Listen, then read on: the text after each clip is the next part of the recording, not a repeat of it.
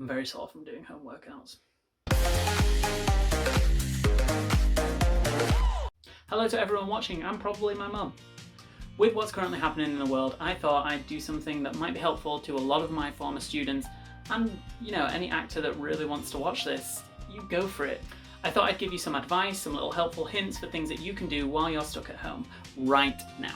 So during this video, I'm going to talk about three main things. The first thing that I'm going to talk about is imagination and why it's important for you to keep working on your imagination during this whole time. And it's probably the most important time for you to be doing it, along with an imagination exercise that I want you to try. The second thing I'm going to talk about is how your self-tape should look. So that includes everything from lighting, where your eyeline should be, the framing, all that stuff, along with a little exercise for you to try in that. And the final thing we're going to talk about is self-critiquing. That is you filming yourself and watching your scenes back, and how you can get over that bridge of, oh my god, I hate my voice.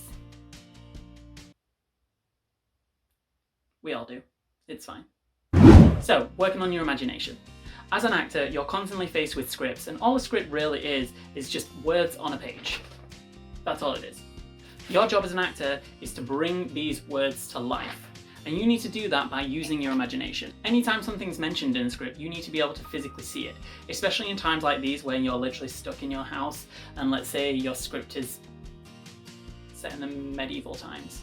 You need to be able to physically see that in front of you. Because if you can't see it, the scene's just not going to come to life, it's not going to happen. The easiest way for you to be able to keep your imagination on top form is to literally create all the time. Create a story, create characters, create a scene that you want to perform, just do it all yourself. The most important thing that you need to do whenever creating anything like this is see very specifically. What I mean by seeing specifically is, let's say you create a character, they're walking down the street and you say there's a building on the left.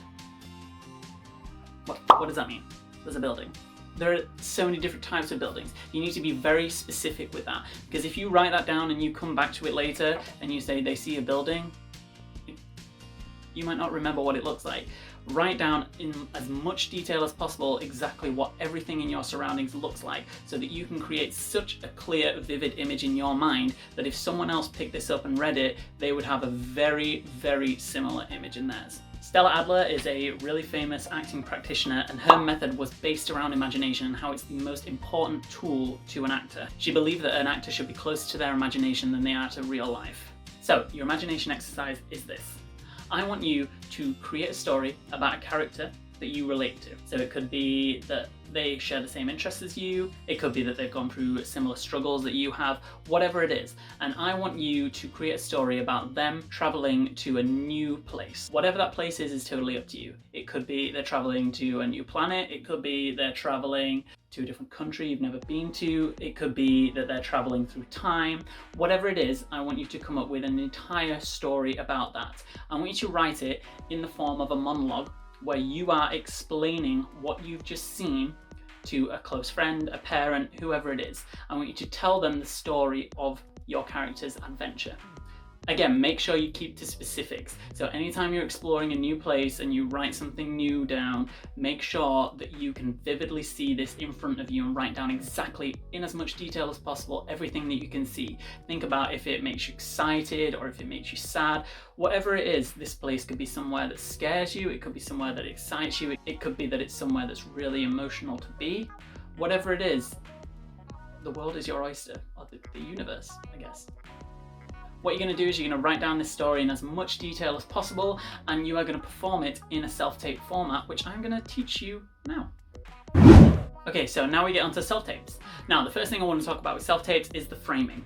Now, the framing should be similar to what this video layout is. It should be that the frame is to the top of your head with a tiny bit of room above, and it should be about down to the armpits or the chest level. You should always make sure you're center of the screen, and make sure your lighting is good enough so that your eyes are well lit. Make sure your camera is about level with your eyes.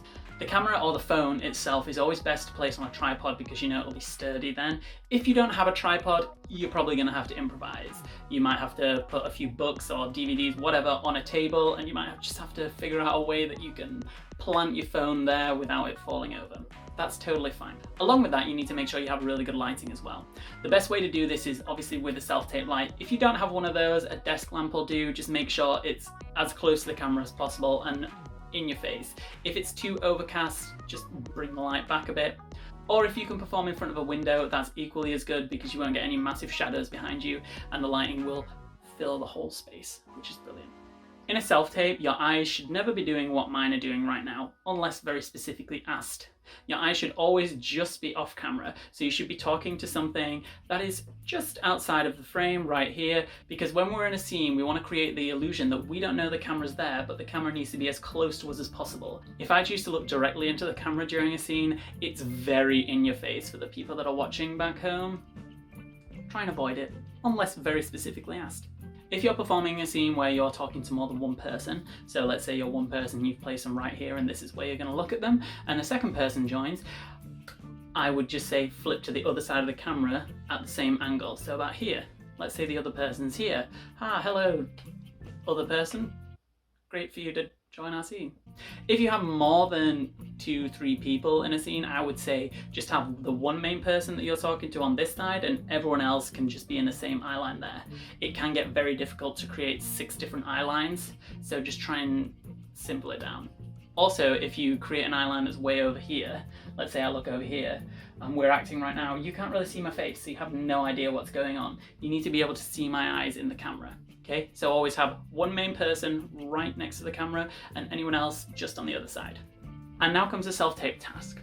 What I want you to do is I want you to find a script. It can be one you've done in class, it can be one you found online, it can be from a play, from a show, from a film, whatever it is. It can be as long or as short as you want. There are so many different things that you can do to prepare a script, but I'm going to give you the 3 most basic things that you should be doing right now.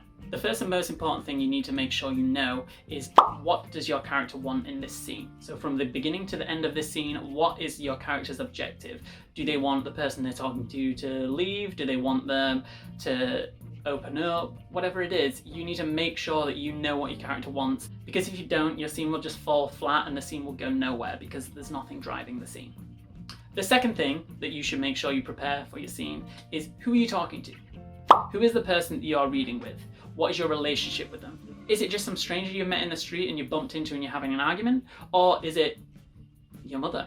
Because if you had an argument scene and you played it once against the person you just met and once against your own mother, they would come out 2 totally different ways. Make sure you know who it is and what your relationship is with them. And the third thing that you need to make sure you've decided, or it might tell you, is where are you? Where are you in the scene right now? Where you are can make a massive difference on how the scene is performed. Let's say, for example, you're having a worried discussion with your parents.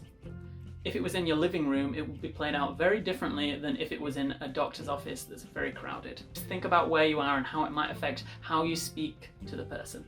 Along with that, when are you? Is it present day? Is it morning, night? Set in the medieval times? Set in the future? When is it? All of this can alter how you perform this scene. Just make sure you think about it. A word of warning with this, don't think about how you're going to say something. Do not do that, because what will happen is you will get stuck in that wormhole of repeating the same lines the same exact way every single time. Allow every time you rehearse this and every time you perform this to be a brand new conversation. It's the first time your character's ever saying this, it needs to look that way. If it looks like you have said this the exact same way every single time, make sure you read opposite someone, so whether it's a parent, a sibling, whoever it is, make sure there is someone physically next to you. Unless it's a monologue, that's different. You don't need someone there then. You can just pick a space in the room and just talk to that space. But try your hardest to get your parents involved, get your brothers, sisters involved, because it's a lot easier for you to act off when someone is feeding you the lines. Okay, so now we get to the point where you're watching back and you're starting to critique yourself. Once you've got over the whole, oh my god, my own voice, me thing, the first thing you're going to ask yourself is, do you believe your performance? Do you believe what they've just said? If the answer is no, why don't you believe it? The most likely reason you don't believe it is because when you're speaking, you don't believe yourself.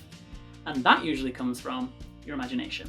Going back to what I was saying earlier, if you have prepared yourself enough that you have created very specific images in your mind about anything that's mentioned in the script, that you can physically see it when you're performing, you believe it as the actor, therefore you will then believe it as the viewer. If you don't believe it, you probably haven't created specific enough images. So you need to go back and make sure everything you talk about, everything that's mentioned in your scene, you know exactly what it is you're talking about. The second thing you're going to look at is how's your vocal distance. When you're doing a self-tape, look at the framing. The framing right now is what I would call medium close-up. When you're watching films, TV shows, where this shot is shown, usually it's just a conversational scene. So it'll be something where you're talking at this volume, maybe even a little less. It's very rare to come across a shot like this where there are massive body movements, it's a full-on argument, you're shouting at the top of your voice. All that would be done in more of a long shot where it's more zoomed out. So think about where is your voice reaching. Your voice only needs to reach the person that you are reading with. That's it. You don't need to reach the back of the theatre. If you want to work on your stage presence, that's fine. What I would suggest is doing it in the garden, having the camera placed way further back so that you can see your entire body and probably even more, and then it won't look as weird if you're doing full-on body movements and moving around a lot in the scene. The next thing you should look at are your eyes. What are your eyes doing?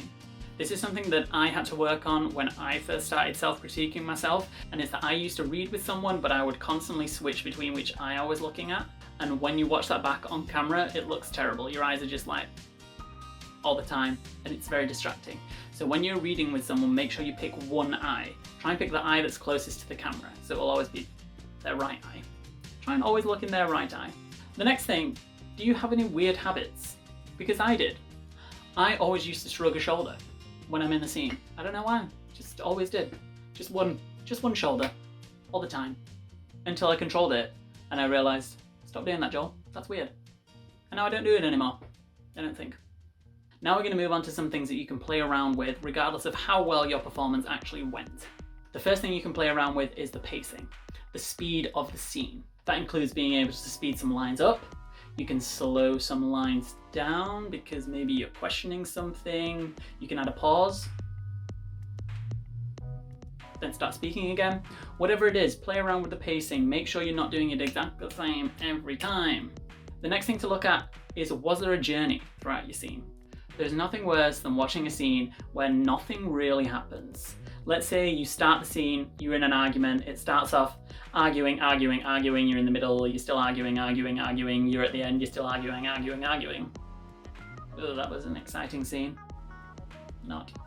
If you find that's happening with your scene, play around with it, force yourself to start at a different point and see how that affects your scene.